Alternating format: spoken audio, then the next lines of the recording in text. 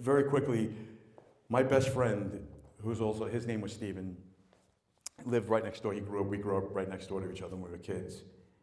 And we were best friends all through school, and then we separated a little bit as people do when we grew up, but we still stayed in contact.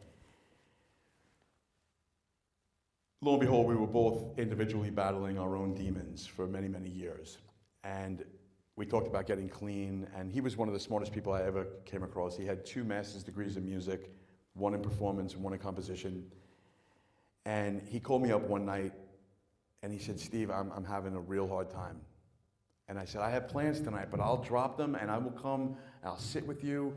We'll rent a movie, whatever it was, whatever we can do to help get your mind off it. He said, can you do me a favor? Can you just stop by and bring me a little bottle of vodka? And I had been in similar situations where the day was crap and you just want to go to sleep and hit the reset button and start tomorrow over fresh and clean. So I agreed and I dropped the bottle off to him. Next day I called him, he didn't answer. I called him.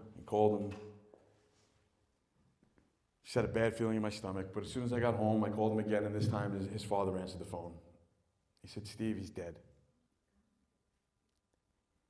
The toxicology report came back. He had 1 painkiller in his system and 6 or 7 ounces of vodka.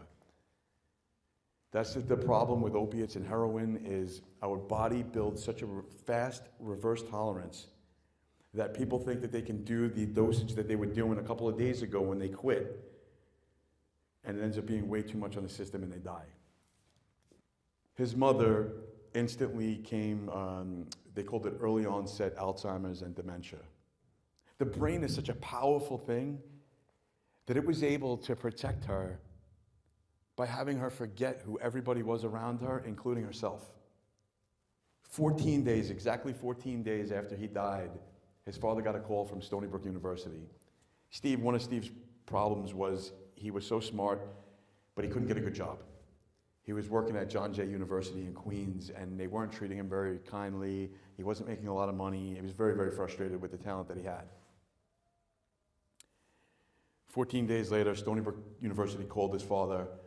They wanted to offer him a $250,000 a year job and pay for his doctorate. His father and I cried so much that day when he called me to tell me what happened, and he said, I can't tell my wife. She's already half dead from this. That son of a bee, I can't believe he did this to us. He had everything. They had a lot of money and property, and everything was going to be his.